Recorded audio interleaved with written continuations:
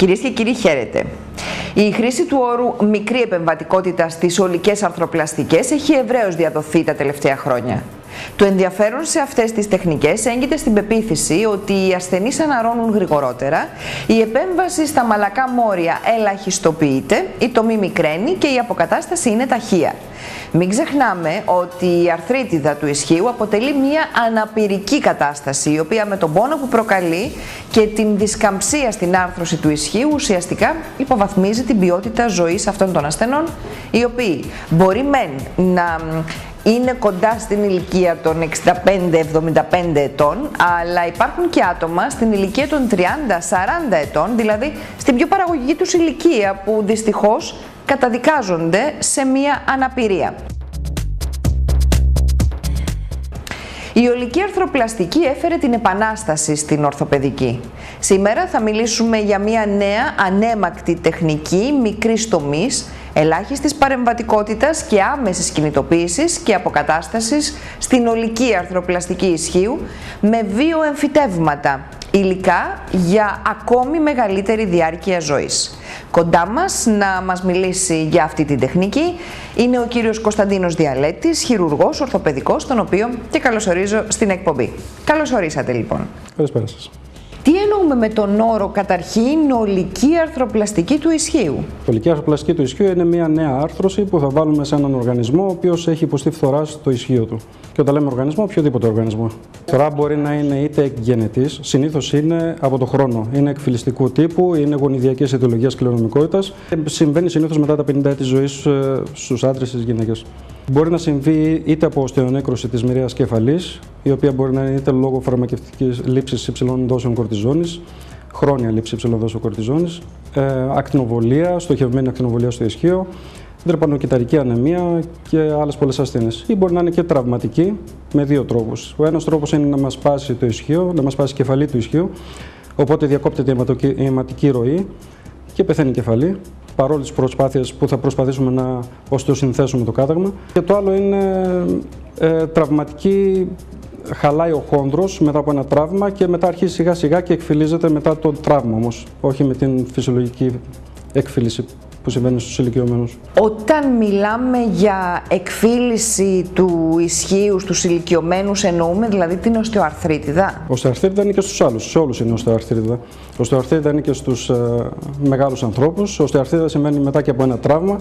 Οστεοαρθρίτιδα μπορεί να συμβεί και μετά από μια οστεονέκρωση μοιραίας κεφαλής, όπου δεν χαλάει ο χόνδρος σε πρώτη φάση, χαλάει η μοιραία κεφαλή, χαλάει το υπόστρωμα του χόνδρου και μετά αρχίζει και χαλάει βεβαίως και ο χόνδρος ο ίδιος. Τα συμπτώματα ποια είναι? Τα συμπτώματα είναι πόνος, κυρίως νυχτερινός πόνος και δισκαμψία. Υπάρχει πάρα πολλοί κόσμος που πρώτα βλέπει τον πόνο, πρώτα νιώθει τον πόνο και μετά νιώθει τη δισκαμψία, και υπάρχουν άλλοι που νιώθουν πρώτα τη δισκαμψία και μετά τον πόνο. Οπότε έχουν έρθει πάρα πολλές φορές στο ιατρείο κόσμος, ο οποίος έχει έρθει για δισκαμψία στο ισχύο του, δεν μπορεί να δέσει τα κορδόνια του, δεν μπορεί να βάλει κάλτσες. Παρόλο που δεν πονάει, έχει δει ότι η ποιότητα της ζωής του έχει πέσει αρκετά και θέλει να χειρουργηθεί για αυτό το λόγο. Παρόλο που δεν έχει φτάσει ακόμα σε όριο πόνου μεγάλο. Πάμε στο σημείο αυτό να παρακολουθήσουμε ένα βίντεο σχετικά με την οστεοαρθρίτιδα και όλα όσα πρέπει να γνωρίζουμε για αυτήν και επανερχόμαστε. Δυστυχώς, η άρθρωση του ισχύου είναι μία από τις πιο συνήθεις περιοχές ανάπτυξης οστεοαρθρίτιδας. Οστεοαρθρίτιδα σημαίνει φθορά της άρθρωσης και μπορεί να είναι πρωτοπαθής όταν οφείλεται σε άγνωστο αίτιο ή να είναι δευτεροπαθής, δηλαδή να είναι το αποτέλεσμα άλλης παθολογικής κατάστασης. Και στις δύο περιπτώσεις το αποτέλεσμα είναι το ίδιο, η βαθμιαία καταστροφή του αρθρικού χόνδρου. Εάν κάποιος παρατηρούσε τον οστεοαρθριτικό χόνδρο σε μεγένθηση, θα διέκρινε μία μαλάκινση και ινιδισμό, ξέφτια, του χόνδρου στα αρχικά στάδια, ενώ στην προχωρημένη οστεοαρθρίτιδα καταστροφή του και έλλειψή του σε διάφορες περιοχές, ώστε να υπάρχει απογυμνωμένο οστό.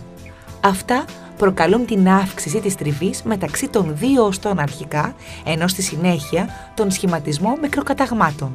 Οι βλάβες αυτές αποτελούν την έναρξη μια σειρά συνοδών βλαβών που συμβαίνουν στην ίδια την άρθρωση, αλλά και στις γειτονικές περιοχές και είναι υπεύθυνες για το αίσθημα του πόνου και δισκαμψίας που βιώνει ο ασθενής.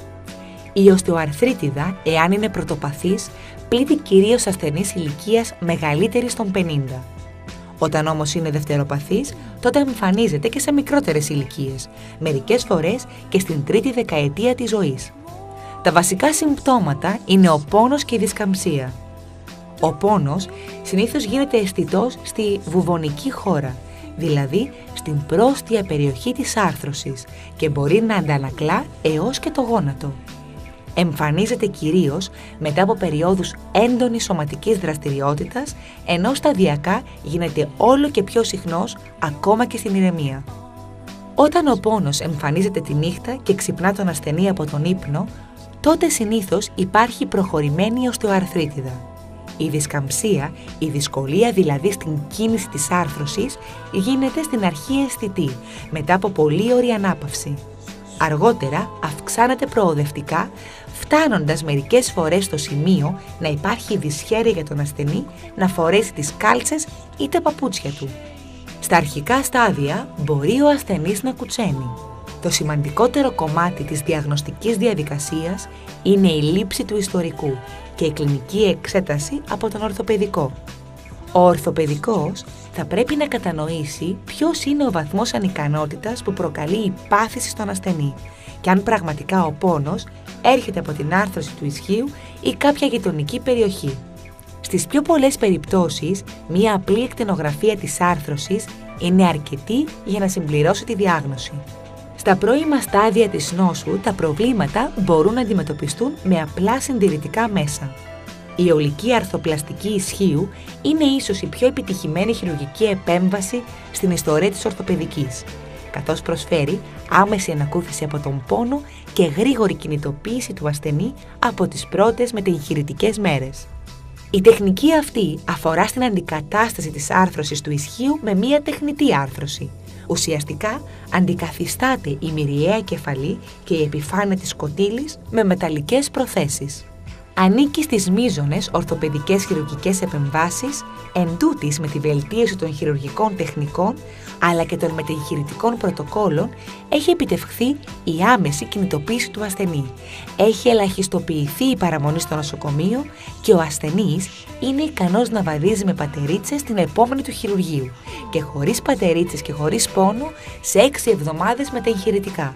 Στο παρελθόν έχουν χρησιμοποιηθεί και άλλες χειρουργικές τεχνικές, οι οποίες είτε είναι σήμερα ξεπερασμένες, είτε αποτελούν αντικείμενο επιστημονικών αντιπαραθέσεων. Επίσης, υπάρχουν πολλά υποσχόμενες τεχνικές που βρίσκονται σήμερα σε πειραματικό επίπεδο με περιορισμένη ακόμη κλινική εφαρμογή. Λοιπόν, πολύ ενδιαφέρον το βίντεο που παρουσιάσατε. Όντως έτσι είναι τα πράγματα. Από τη στιγμή που θα νιώσει τα πρώτα συμπτώματα ο ασθενής, θα έρθει στο γιατρό, θα αναζητήσει μια συντηρητική θεραπεία στην αρχή, αφού ούτε ο πόνος θα είναι πάρα πολύ όξης, ούτε και η δισκαμψία θα είναι πάρα πολύ μεγάλη. Υπάρχουν πολλά συντηρητικά μέσα, όπως είναι η ανάπαυση, φαρμακευτική θεραπεία, χάσιμο βάρους. Υπάρχει δηλαδή μια συντηρητική αγωγή για το ισχύο? Απλά βελτιώνουμε τα συμπτώματα, γιατί όταν αρχίσει η οστεοαρθρίτιδα του ισχύου είναι σαν μια τσουλήθρα. Το θέμα είναι πόσο γρήγορα θα φτάσουμε κάτω. Οπότε, όσο πιο πολύ προσέχουμε την άρθρωση του ισχύου, τόσο πιο πολύ θα παρατείνουμε. Και ιδίως αν είμαστε νέοι, αν είμαστε κοντά στα 50 με 60 χρόνια. Μετά τα 60-70 δεν έχει νόημα να το παρατείνεις έτσι κι αλλιώς. Σίγουρα, ενώ είπαμε ανάπαυση, σίγουρα χρειάζεται και άσκηση. Και ιδίως άσκηση σε συνθήκες μη φόρτισης κυρίως. Δηλαδή, είτε σε πισίνες θάλασσα, είτε να αποφεύγουμε ανηφόρες, κατηφόρες, σκαλοπάτια. Μέχρι τώρα, τι γινόταν στην αρθροπλαστική του ισχύου?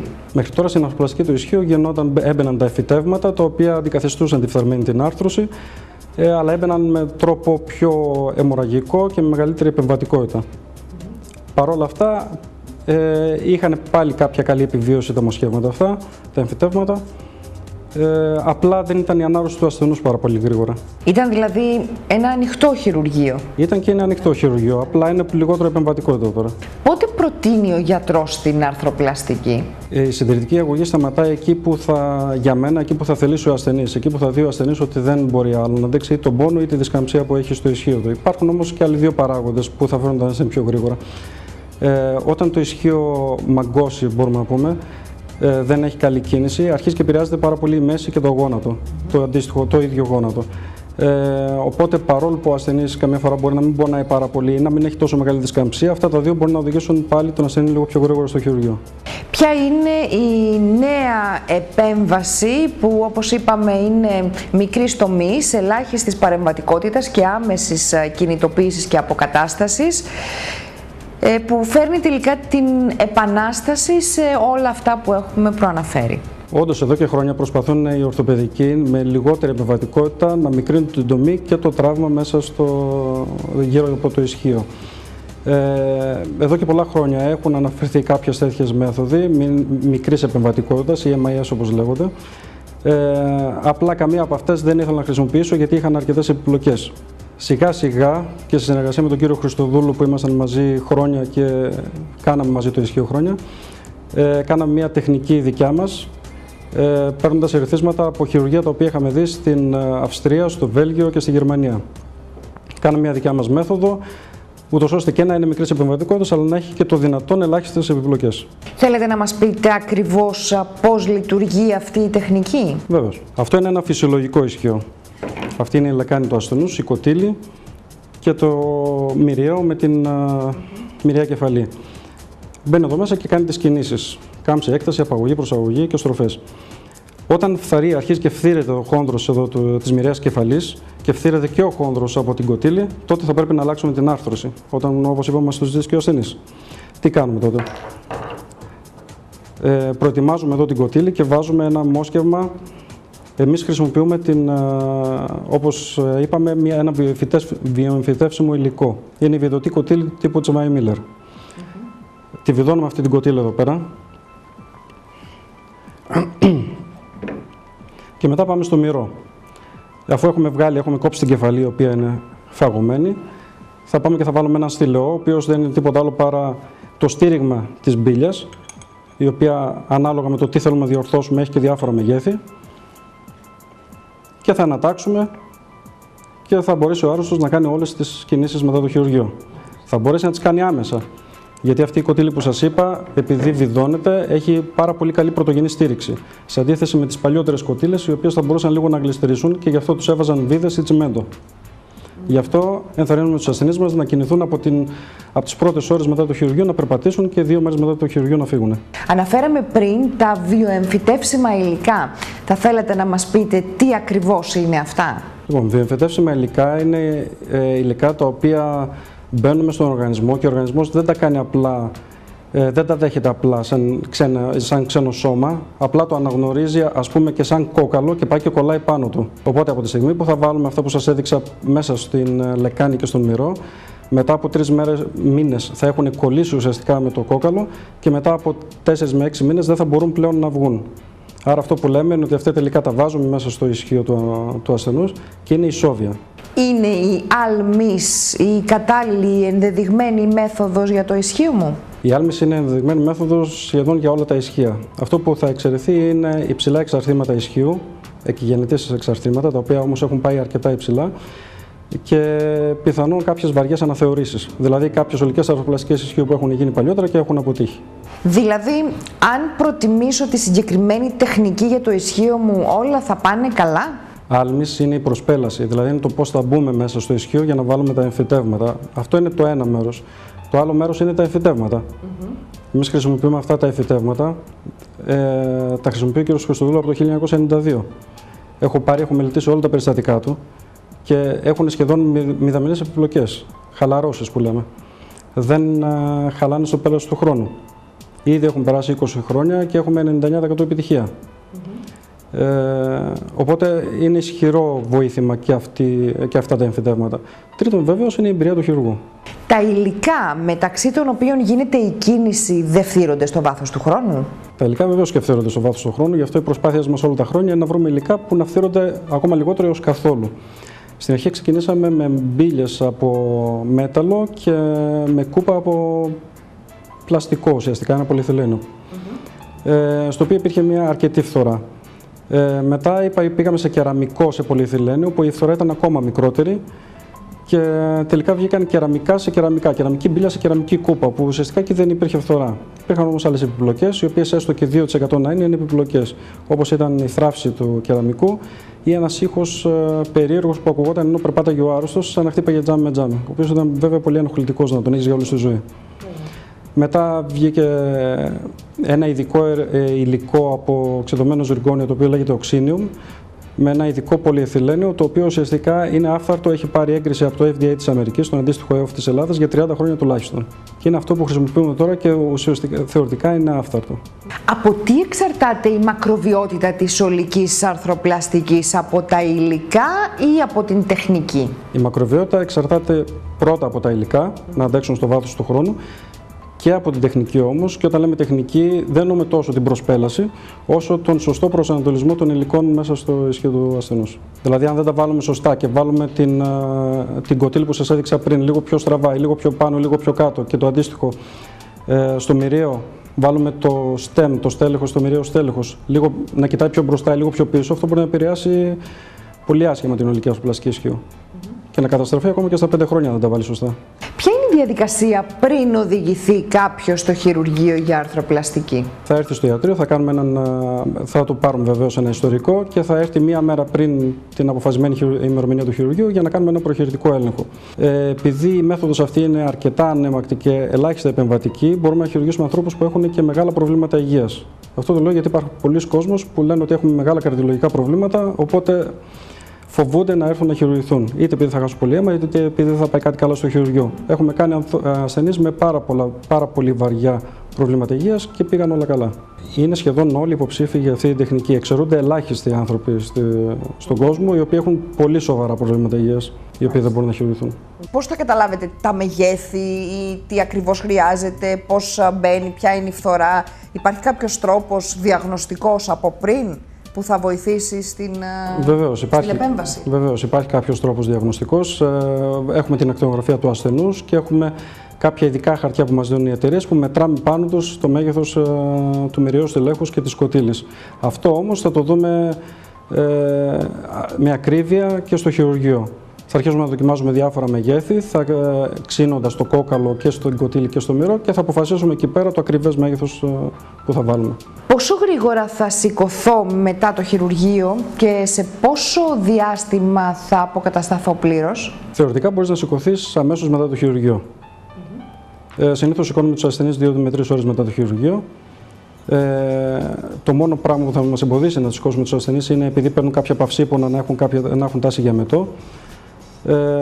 Ο ασθενής την επόμενη μέρα του χειρουργείου θα περπατήσει τουλάχιστον 3 με 4 φορές την ημέρα και τη δεύτερη μέρα μετά το χειρουργείο θα ανέβει σκαλοπάτια και μπορεί να πάει και σπίτι του. Παλιά δεν γινόταν αυτό και σε αυτό βοήθησε η άλμης. Μπορεί να οδηγήσει στις 10 με 15 μέρες το αυτοκίνητό του, μπορεί να πάει σε μια δουλειά γραφείου στις 15 μέρες. Σε πιο βαριά δουλειά πιθανόν να χρειαστεί 3 μήνες, μέχρι να γίνει δηλαδή το τιτάνιο ένα με το κόκαλο.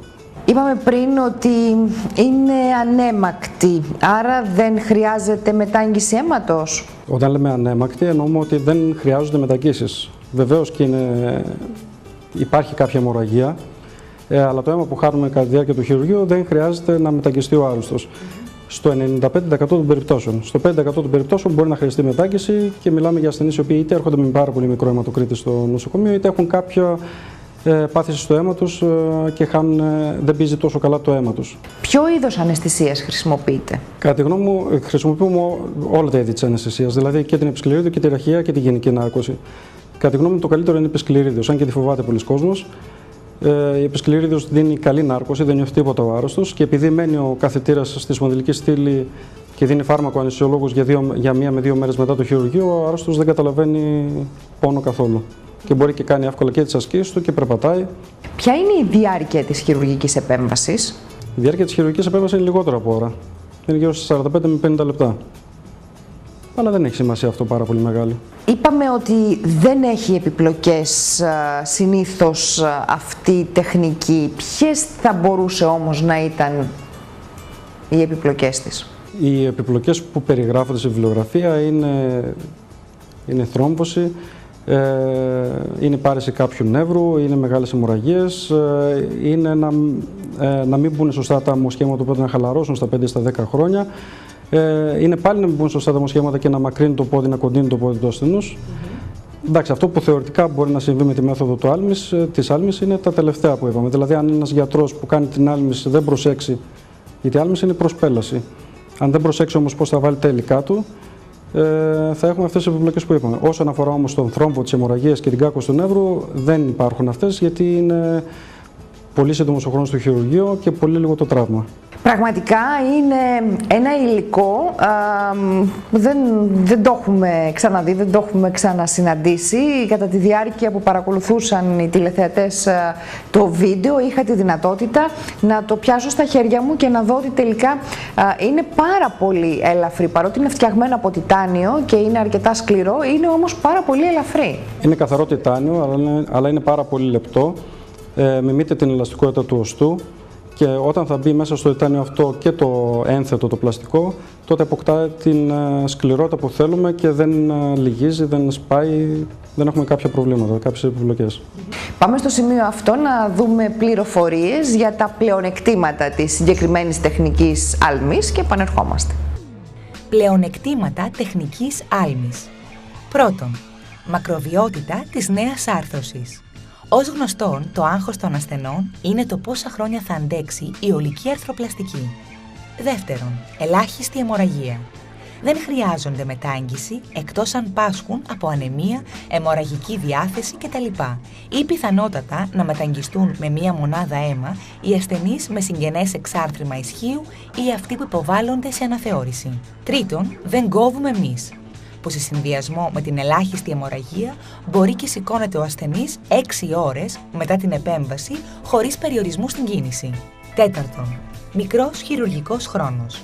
Δεν ξεπερνάει τη 1 ώρα, με συνέπεια μικρότερο ποσοστό μολύνσεων και θρομβώσεων. Πέμπτον, μικρή τομή 7 με 10 εκατοστά πλάγια, χωρίς να στρεσάρονται τα μαλακά μόρια και έχοντας άριστη ορατότητα στο χειρουργικό πεδίο.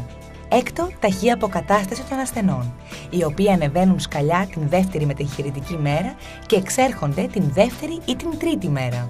Έβδομο, και κυρίως σχεδόν μηδενικές επιπλοκές. Λοιπόν, τα πλεονεκτήματα της μεθόδου άλμης είναι η μακροβιότητα της άρθρωσης, όπως έχουμε πει ήδη αρκετά πράγματα. Είναι η ελάχιστη αιμορραγία, γιατί πάμε από μονοπάτια στα οποία δεν υπάρχουν μεγάλα αγκία.